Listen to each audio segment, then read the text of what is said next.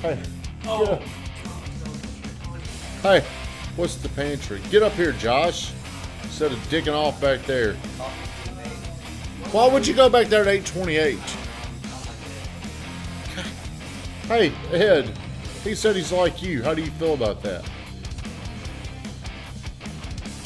Do you believe that, Ed? If you're on here, do me a favor. Like, comment, share the stream. Are all y'all on here? Doesn't look like people on here. If you're on here, say hello. Happy Wednesday. Everybody get ready for the storms, Josh.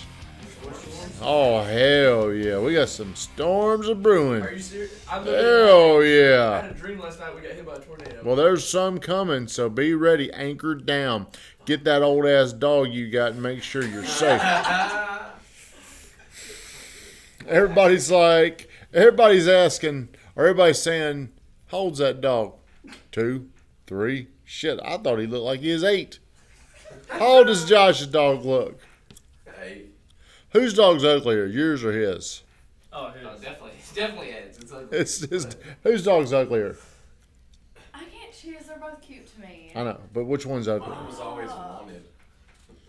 Which one's got? I'll say Oscar for the long nose. He is an ugly little dog, isn't he? He reminds me. Dogs are the cutest dogs too. He reminds me of that character, Dr. Burns, that long nose and little teeth.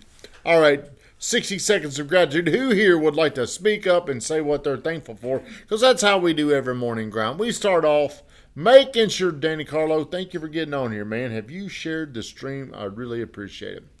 Who here wants to go first? I'll go first. Tell me, Josh, what are you thankful for wearing that nice looking suit? Thank you. I'm thankful last night I got to eat dinner with my sister and a few of her friends. Had a good quality time together. Were you hitting on any of those girls? Yep. Which one? A few. You were definitely hitting on one of them? Hitting on your sister? No, it was just her boyfriend and then one of their friends. There was a single girl there? Yeah. Alabama. So what are you thankful for, late guy? I am thankful. Little Josh was late today. I am thankful that I got to eat with one of my buddies that I have not seen in a long time last night. Were you hitting on him? A little bit. Little bit. All right, moving right on y'all boring ass gratitudes. They suck. I had dinner and we dinner. What are you thankful for? I'm thankful. When's the last time you ran, Ed? Here we go. Friday. See, it's just getting further and further between. Dude can't stay consistent, can he? Moving right along. Today's show topic is, why have you not ran? I don't know, honestly. Why have you not gotten up and run? Why aren't you doing His it? shoulder hurts. Well, it does hurt. But What's the reason? excuse. I haven't been doing Well, what are you telling yourself when it's time to get up and run? You're just getting out of my routine. What are you saying, though? What are you saying? You're sitting there. When are you waking up the same? Are you sleeping in? I'm still waking up the same. What time did you wake up this morning? 6:45. Why did you not get up and run? Did you even think about it? That's the thing. I didn't. No longer even thinking about it. So your excuse would be, I forgot. Well, I don't have an excuse. I just didn't do it. You do have an excuse. Let's be clear. Because you didn't do it. There was a reason. Sam Gordon, hello. Okay, excuses only guarantee your life stays the same as today's show topic, brought to you by none other than Uncle G, Grant Cardone. He tweeted that out. I like to retweet my shit so I can come back and look at it. Then I think about it. Because I believe your mind, everything your mind says, your body hears. Yesterday I was going to play golf and I told Brittany I didn't feel good. My back hurt. My hips hurt. My hamstring was a little aggravated. And I said, look, if I could go work out and I would be fine. I'm going to go play golf and this is going to really affect my golf game. So it's like I already talked myself into having a bad day. And I went out there and I was absolutely horrible. I mean, it was terrible. When I went out there, I would say Allie could hit the ball better than I was. I swear to God, if I was at home plate, I was hitting grounders down to first base the whole time. I mean, it was like, what the hell's going on? My body had gone from something I was looking forward to now it had a reason and an excuse and it played it out, and it gave me a bad round. So, do I make excuses a lot? Yes. Do you? Do you? Do you? Do you? Well, I'm bad about making excuses. And there's a reason why I saw this tweet and I'm like, yeah, I need to retweet that. It's because I need to communicate with myself a little bit better. Like when something's not going the way I want it to, or if it didn't go the way I wanted it to, I don't need to say things. I don't need to give reasons. I don't need to own an excuse. Instead, I need to talk to myself like I don't need to acknowledge the failure. Like right now with mortgage rates so high, it's easy to talk about why the mortgage business isn't doing like it should. It's easy to talk about why sales aren't happening like they should on the real estate side. So I think whenever you talk about these things and you give them power, they influence your results, and I don't even think we're aware of it. Am I making sense? Are you about to ask a question? I was. What? Why do you think we make, like, it's just human nature to make excuses to blame something else? Why do you think that is? You think it just makes us feel better? I think number one, it's a habit. I think we develop a habit. I think we're around people that make excuses, and it gives us a built-in reason to justify something. Makes us feel better. All goes back to how you were raised. All goes, well, it could go back to how you're raised, but it could also go back to who you're around. It could also be this. What are you feeding yourself? What are you telling yourself? How are you coaching yourself? So I have had a history of like sabotaging good things before they happen. You know, I don't know why I don't want to just put it out there and feel like I might let myself down. My wife was talking to somebody about how many houses we're going to sell this year. And you know what I told her? If we're lucky. I said, we ain't going to do that. We can't do that. In a way, see, I'm already giving myself an excuse.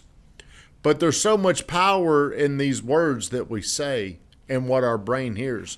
Like, what if I'd have told myself, you know, I'm going to go out here today and I'm going to shoot. I'm going to play good.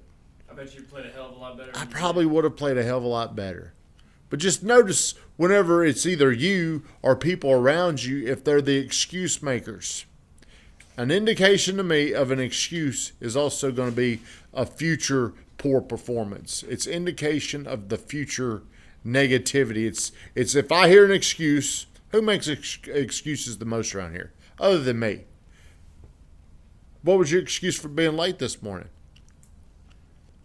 Wreck. We knew that. There's only one reason why we knew you were late, and the reason why, whose fault was it? It was mine. No. It was mine. Yeah. It was definitely my fault. How could I have helped you? Man, I should have done this. I should have got onto the... Now, this is very extreme, and most people are going to say, man, that's bullshit. But the people that do outrageous, like, amazing things take such a high level of personal responsibility. I mean, I could have got my ways out and looked and said, you know what? Who's going to be late today? Who's going to have an excuse? How willing, how comfortable, how committed to you about always taking personal responsibility?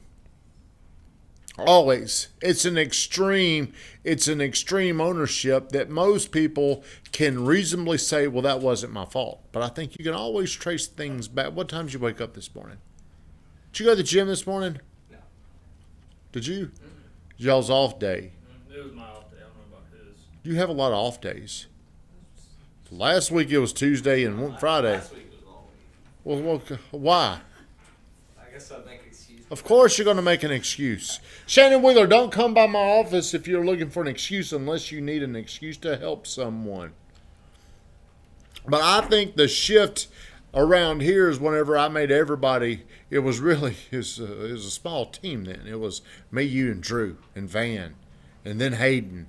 And we would talk about it's my, like if Hayden was late, whose fault would it be? My fault. Everybody's fault. But most people, I don't think they want to take on that much responsibility and say, I could have affected that. And here's the reason why. I know I'm rambling. What are you looking at? Do I make a lot of excuses? Do I make a lot of excuses? No. Well, I feel like I make too many. And here's my belief. If you make excuses, you're making a poor future for yourself because it's not going to improve. So if somebody says it's your fault, own it. Could you have gotten here on time today? What could you have done different? Left earlier. Ed, remember back when nothing was ever your fault? Yeah. So your life will start to improve whenever you can take personal responsibility. Here's where it's tricky. When you can take personal responsibility for what happened to you and somebody else. Because that's how my wife hates that about me. But I try to take personal responsibility for everything, and I'm going to call or I'm going to keep asking her questions like she's going to feel like I've asked her the same question. How many times can I ask the same question? How many times? Talking about it's going to get my heart rate up. Well, it gives you control, though. It does. It does. See, I do that because I own what happens to us. If you drop the ball, it ain't your fault. It's my fault. If you drop the ball, it's my fault. Van Grafton, shut us down.